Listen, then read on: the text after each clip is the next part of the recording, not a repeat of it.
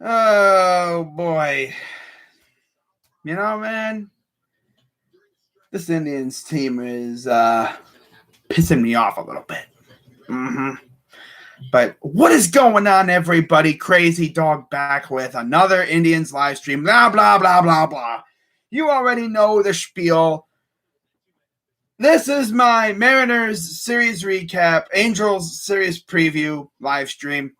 As the Indians head out west, like far west, like Pacific time zone, for the first time in 2 years. And, yeah. Safe to say, it didn't go as planned. No. Not at all. Not at all. I'm literally just going to briefly talk about these games because there was really only one game to talk about, really, and it was the first game of the freaking series. And to put it like this, Zach Plesac, who hit twice, yeah, he pitched, got no hit twice this year. And, yeah, let's just put it like this.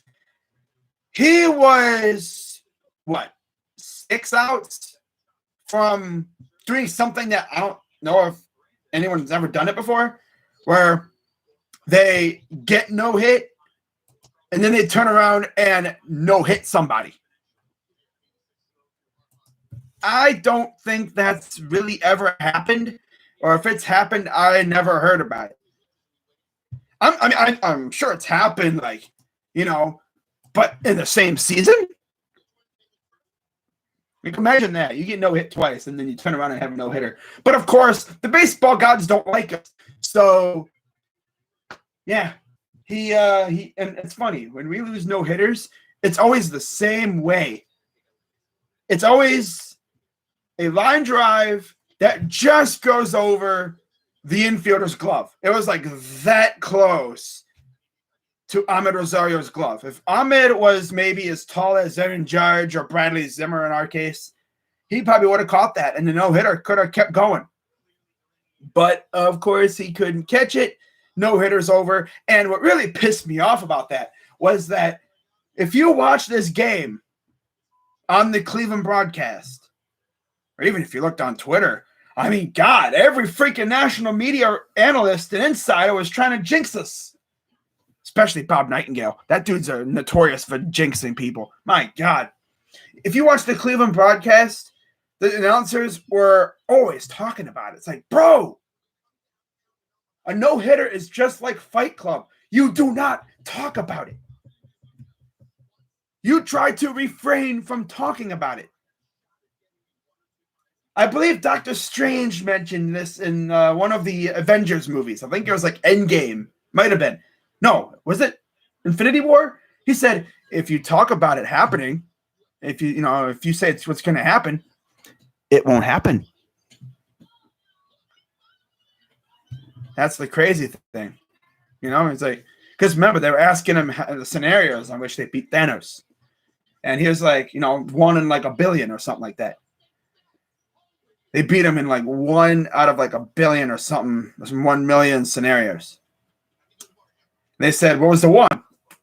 And then Doctor Strange said, spoiler alert, by the way, if you've never seen the movie.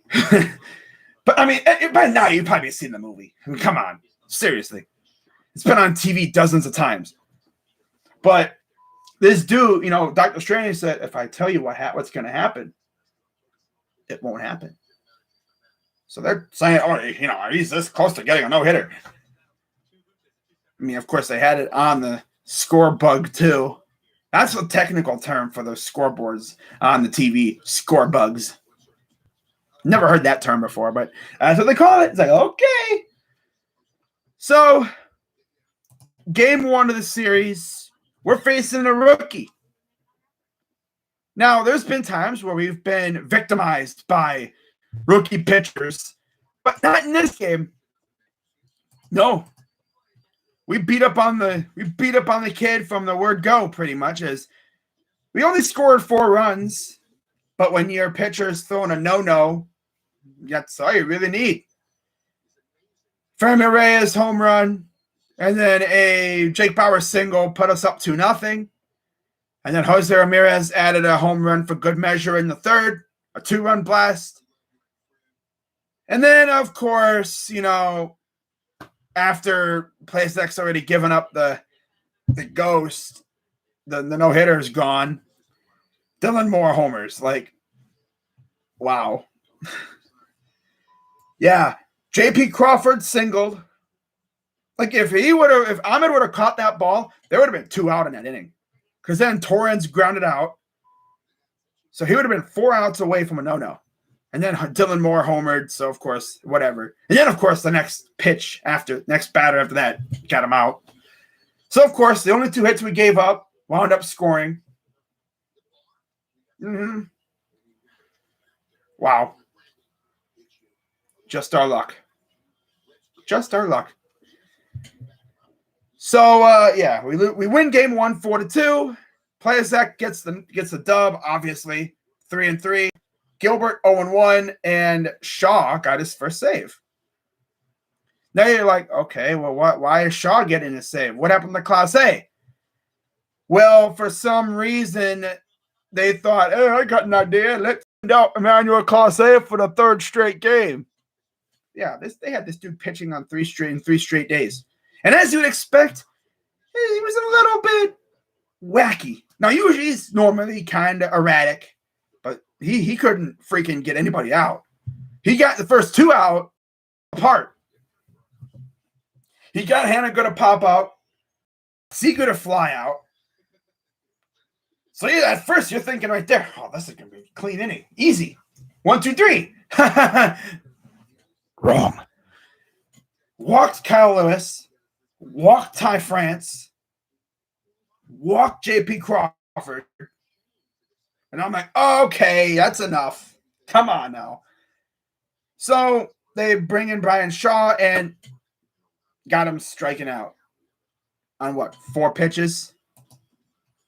Yeah, struck him out in 4 pitches. They really had to warm up Brian Shaw all that time just to have him throw 4 pitches. Because let's pitch Emmanuel Class A 3 straight days. That's clearly a good strategy, right? They're going to freaking make it Class. They're going to pitch him to the point where his arm falls off. That arm or something, right? You have 3 closer caliber players in your bullpen. Karinchak, Class A. I guess you could even say Whitgren. Heck, if you even want to go someone else, how about my guy Nick Sandlin, who's a sidewinder? Yeah, sidearm thrower. You could even maybe have him go out there for a save if you really, really needed to.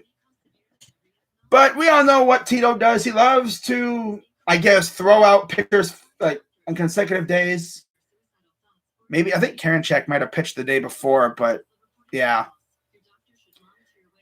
It's still crazy that we damn near lost this game. We literally could have lost this game, and that would have been the most Indians way to lose. Because you look at the box score, Plesac, 8 innings, 2 hits, 2 runs, 2 earned, 3 walks, 2 Ks, 1 homer. Yeah, no hitter, whatever.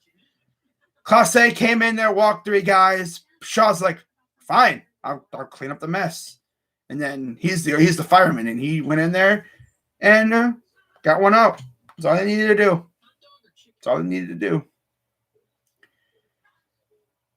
Gilbert went 4 innings, 5 hits, 4 runs, all earned, 5 Ks, 2 home runs given up in his first start ever in the majors. Welcome to the majors, Gilbert. Oh, boy.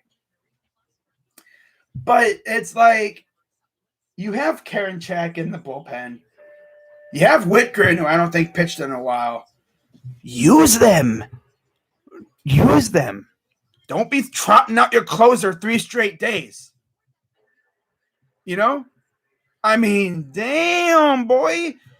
Could you just, it would have been the most Indians way to lose this game. It would have been the most Indians way to lose this game. No lie.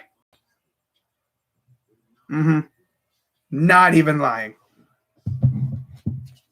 Because If the Indians would have lost this game, like I said, that would have been the most Indians way to lose. You go from no hitter. What's up, Miggy? But yeah, got the Angels coming up. That should be fun. But this game was the best for us. Because for some reason afterwards, and the thing is, like, the offense really wasn't all that bad. We were 2 for 2 with runners in scoring position. Didn't really get a whole lot of chances. But we scored with the long ball. Okay. That's pretty much what this offense has been all year.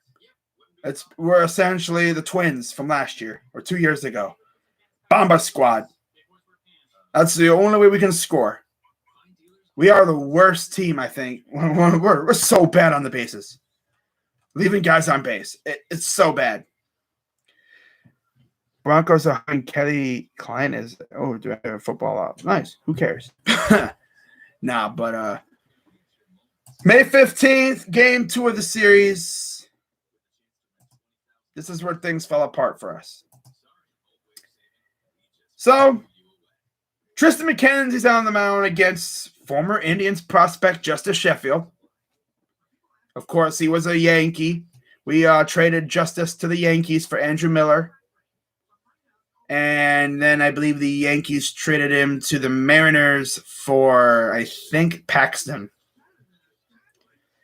So he's been well-traveled, but yeah, we couldn't. Like, they pounced on McKenzie early on. Bottom of the first, Haniger homered. Bottom of the fourth, Dylan Moore homered. Then Marmolejos sac fly. It's 5-0 just like that because of a 3-run blast from Dylan Moore in the fourth. Then we respond with a Reyes and Rosario ground out. That's the only way we could score in these games. Ground outs. Bottom of the eighth, then Donovan Walton tripled 7-2. And then because why not? Let's make it look like we're going to rally. Harold Ramirez pinch hit and got a home run. Good job, buddy. And yeah, that's where things got bad because, like, worth like a freaking garbage, a Mickey Mouse home run. Lovely. That's really going to help. Ugh.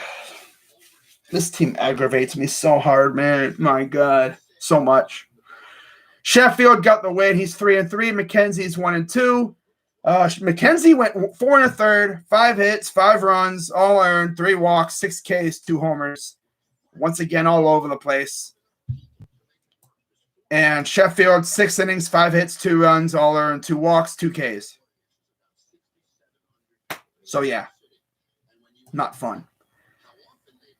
Game 3 of the series.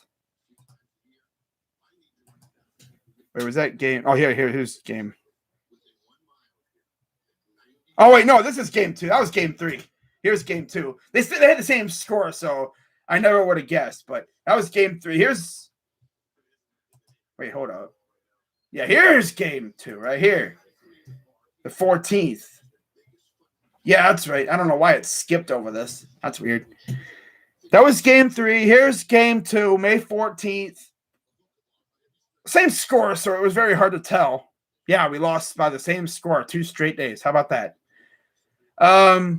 Chris Flexen versus Aaron Savale. And unfortunately for Savale, the run support did not show up like it did for Plesac. Well, mainly because Plesac had him in a stranglehold. None of our other pitchers could do that. So again, Seager homered bottom of the first. Kelenic homered for his first homer of the year, of course. So it's 3-0 off the bat. First 3 innings. We respond with a Luplo single, scores a run. Nice. Good job. And then we turn around bottom 7, and we give up a sac fly to Torrance, double to Kelenic, and then a 2-run Haniger bomb, of course. That dude has been freaking thorn in our side this whole series. And then Josh Naylor, of course, homers in the top of the 9th. So there's another one of those Mickey Mouse home runs. So yeah, 2 straight games of Mickey Mouse home runs. Love it. Love it. So, yeah, Flexen's 4-1. Savale is 5-1. Montero got his 5th save of the year. Savale, 6 2/3 innings, 7 hits, 5 runs, all earned, 1 walk, not bad. 6 Ks, 2 homers. Flexen, 5 2/3, 5 hits, 1 run, 1 earned, 1 walk, no Ks. Wow, he did not strike out a single batter. But he didn't need to because we couldn't hit the ball for crap. Every ball we hit went to an infielder. I mean, 9 hits, only 3 runs. Bruh. This team kills me, man. Absolutely kills me. Wow. So now let's talk about last night's game, yesterday's game. So just a reminder, game 1, we won 4-2. Game 2, we lose 7-3. Game 3, lose 7-3. And then yesterday, this game really aggravated me. So the Mariners went with a bullpen game kind of thing. We had the Beebs on the mound. You're thinking, okay, the Beebs is on the mound. Should be a dub, right? Wrong. Yeah, the offense, I guess, just decided, we're done. We're done here. See ya. Bye-bye. Because literally we could not score crap this whole series. So Bieber went 4 2/3 innings, only had 7 Ks, so his streak of games with 8+ strikeouts ends, I believe, at 21 or 21 around there, of course. 4 2/3 innings, 5 hits, 3 runs, all earned, 4 walks. Those walks, man. God, gotta stop walking people. God. Every pitcher we have has walked at least 3 batters.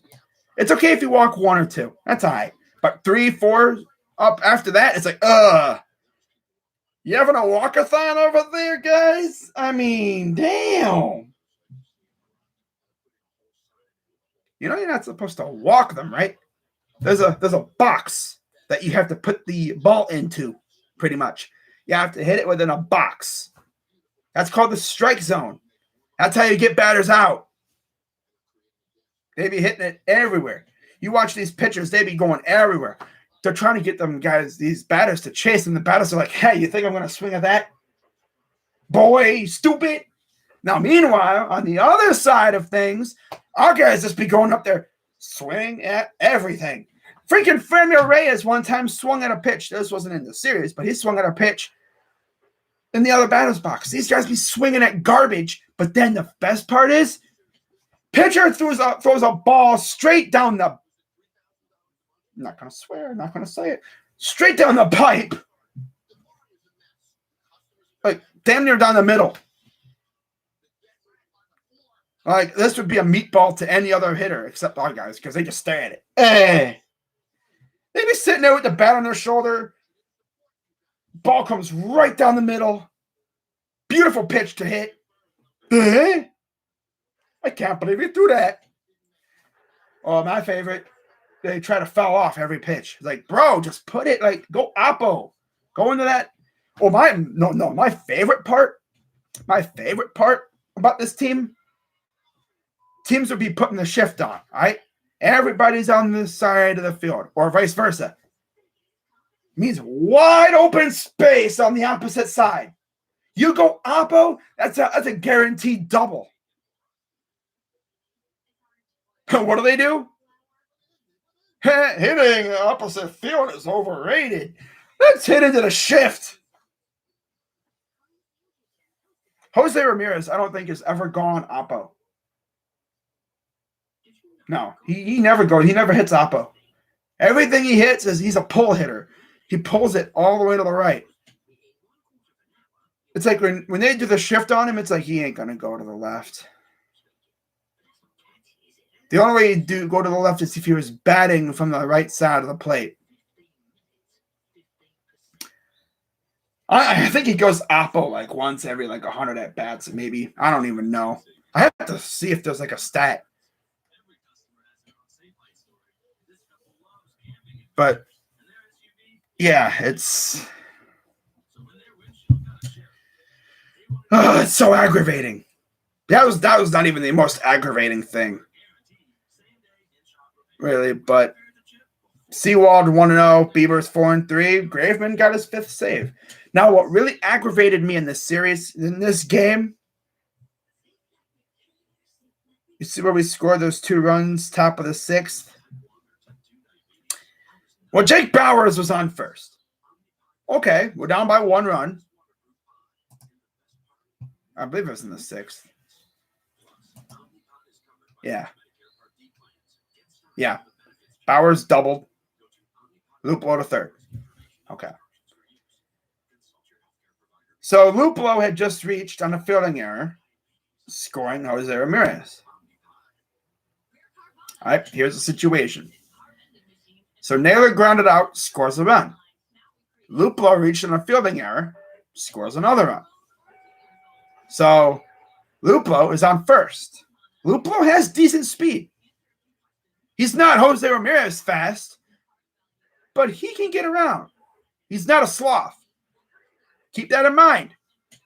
So Jake Bauers, line drive to left to the rookie, Jared Kelenic. All right? Scott, I know, I don't even know what his first name is, but our third base coach, Sarbaugh, is that, he's been notorious for being stupid. He's made some stupid decisions, costly ones too. I mean, look what happened. What was it, last year? There's been times where he's sent players that, like Franmil Reyes. I think when he first came up, there was a game where it would have been the stupidest decision to send him. He sends Franmil Reyes, dude's out by 1.5 miles. When Franmil first came to the Indians, I think there's like a shallow hit to right or something, and I'm gonna send Franmil. Come on, Franmil. You're a sloth. You can't run really well, but come on, man. You'll make it. He was out by like 1.5 miles. Now in this game, so yeah, like I said, Luplow reached. Cool. We're down by 1 run, 1 out, or 2 out now. That's right, because remember the ground out. So there's 2 out. And 1 on first. All right, cool. Cool. Luplow fielding error to left field. So Luplow is like hauling ass around the bases. Now, it wasn't to the wall. That's another thing. It wasn't hit to the wall or into the corner. It was it was a good distance. Some third base coaches would be like, we want to tie this game. Force a good throw home. I don't know how good Kelenic's arm was. Do you send Luplow there? I mean, you could always have him kind of lurk halfway a little bit, see how that throw goes. If it's a bad throw, you have him keep going. Or you just say, head down, YOLO, get going the home plate, boy. But knowing us, he would have been out by 1 mile, and then people would have criticized him. Why'd you send him? He was out by 1 mile. I guess it was more of a doomed if you do, doomed if you don't moment. But it wouldn't have been too bad. Except you have a practical automatic out coming up next. That's normally a good decision. It's okay, you don't send him. You keep the inning going. You have second and third. I mean, you never want to make the third out. Okay, that's cool. Except you have Austin Hedges on deck. I would have been situationally, if there was anybody else but Hedges, I would have taken I wouldn't have been, okay, you stay here at third. Let's see what our guys can do. But it's Hedges. Hedges is a bum. He'll get a hit every once in a while. And it's at this point where it's bro, if Hedges gets a freaking hit off of you, you just need to leave the league. This dude is not good. He's even more of a strikeout artist than any other catcher I've seen. Roberto doesn't strike out at the clip he does. God, Sandy Leone actually got hits. Kevin Plawecki was a better freaking catcher than this guy. The only thing Hedges can do is, as usual, defense. We love our defensive catchers. I think the last time we had an offensive catcher was maybe Yan Gomes. But Yan Gomes had that had that gun on his arm. You know, he had that gun to where he can just gun you down at second. We always had the term "don't run on Jan" because this dude was a dead eye throwing guys out. Like if you ran on this guy, you chose. No, I'm not going to say death, but you chose wrong because there was a good chance he was going to get gunned down at second base. He was a really good defensive catcher, but he had pop to his bat. He could hit dongs and get base hits. Heck, he won us the playoff game in 2017 against the Yankees. The game that went like 13 innings. He won us that game with a clutch hit. Like he actually had a bat. He could hit. Since then, we really haven't had a catcher who could hit besides Roberto. Roberto hasn't really put up numbers like he did a couple years ago. But we do have a young catcher coming up through the system, taking his good old time. Mainly because this, we don't rush guys, except if you're a pitcher. But yeah, when it comes to fielders, we don't rush our fielders. We got guys who should be playing right now in the majors still rotting in AAA, freaking Nolan Jones. We could see him at some point. But yeah, Owen Miller is out here getting like multi-hit game after multi-hit game. He is just killing it in AAA. But you know what's going to happen? We're going to wait until they get ice cold at the plate to bring them up. So that translates to the league, and then they'll be able to justify sending them back down. Because they know that if they're out here killing it, like if we bring them up while they're scorching hot at the plate and they're seeing the ball really well, and they start hitting dong after dong after dong after dong and getting big hits and going nuts, they're going to be like, well, damn, the fans are going to want them to stick around. And we don't want that. We want them to stick around only for a little bit, and then we send them back down to AAA. So then, no, they're going to wait until they get cold at the plate, and then they're going to bring them up. Or they're just going to let them rot in AAA until the 5th year, into the Rule 5 draft, and then they're going to let them go somewhere else. I mean, Bobby Bradley, that dude should have been up this year, but they gave Jake Bowers the nod over him, and I thought it's because the no option thing. But Bowers, he's shown a little bit of promise, but don't get me wrong. I would take Bobby Bradley over him, although people say, oh, Bobby Bradley strikes out a lot. Bro, Franmil Reyes strikes out a ton. But you know what? There's always that chance if he gets it, if he connects, that thing's going out of the yard. It's funny, they'll tolerate Franmil Reyes striking out a ton, but then it's like, the sudden people will be like, Bobby Bradley sucks. Franmil Reyes exists. Well, you know what? Honestly, whenever someone says, I don't want Bobby Bradley strikes out too much, I'd be like, Franmil Reyes exists on this team. Look how many times he strikes out. Not to mention, I could tolerate watching Franmil Reyes strike out and Bobby Bradley strike out.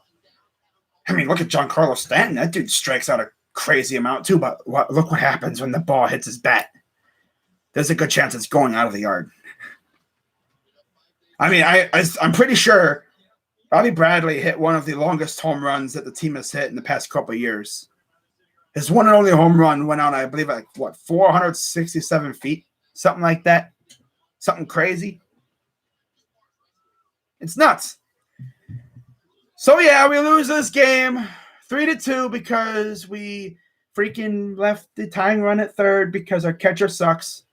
Now, it would have been different if our catcher got a hit because we obviously probably win the game, maybe take the lead. But who knows? But, yeah, we lose 3-2. It sucks. B-Boy doesn't deserve that. He deserves dubs, but, of course, offense doesn't want to help him now. Lovely. It's good to see our ace getting DeGrom or Kluber or whatever. God, man, that's crazy, too. With Corey Kluber, we did not lose when we gave him, 4 runs or more of support. That's how good he was. Bieber could be if our offense gave him 1 support, which they don't do. But there's also a saying where you get what you pay for. And we're essentially getting what we paid for. Mediocre offense, mediocre payroll. We don't pay for good players. This is what we get. If you're not going to pay for players, if you're not going to sign free agents, just call up the young guys, bro. Call up the young guys. Get them up here. Get them some at bats. They ain't gonna get better in the MLB if they're not up here. I mean, yeah, they're bullying AAA pitching, but get them up into the majors. Get them some at bats in the majors. Get them used to it. Get their feet wet. Mercado, I mean, remember a couple years? Remember his rookie year? He came up here and he actually looked good. Sure, he sucked last year, but it was a weird season. Haven't heard a peep about him yet. Kind of sucks, but I guess when you got Luplow out here hitting every day now, it kind of takes away a spot. But you know what's really funny, though? Yu Chang. Why is he still up here? I would have sent him down weeks ago, especially when you got Bobby Bradley starting to get hot a little bit. And Owen Miller, too, who, by the way, we got in the Padres trade with the Clevenger trade. I would have sent him down and brought up Owen Miller. Why not? Get him some reps or something. Maybe even Nolan Jones. But Nolan Dolan, they're not going to do it because of manipulation, money. It's all about roster. Roster time. Yep. So, now who do we got to face? So, yeah, we're 21-17. And we are still out west. We head to Los Angeles, Anaheim to face the Angels. And the first game of this series. Just making sure my stream is going. Sam Hentges, the lefty, against Patrick Sandoval. So we got a battle of lefties. Nobody's ever faced Hentges, as you can expect, because this is Hentges' first year up in the majors. He's actually pretty good as a starter, too. I like him.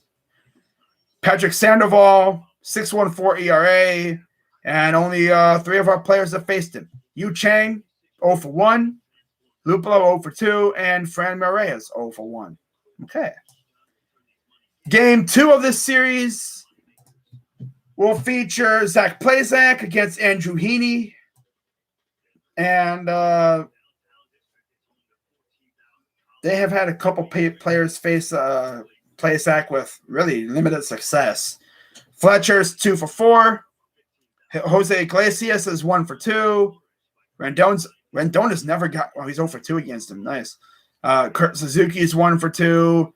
Justin Upton's 0 for 2. Trout. Oh, what's Trout? Oh, Trout's never faced him. Wow. Maybe because he was hurt or something. I don't know. But Taylor Ward, 1 for 1. Jared Walsh, 0 for 3. Okay. As for us, Jake Bowers, Austin Hedges, and Fran Reyes are 0 for 3 against Andrew Heaney. Okay. And game 3, oh gosh, Shohei Ohtani versus Savale. Wow. Only one player has faced Ohtani as a pitcher. Eddie Rosario, he's 0 for 3. And Juan Lagares has faced Savale, and he's 0 for 2. So get this. We've had players face against all 3 of these pitchers from the Angels. None of them have gotten a hit.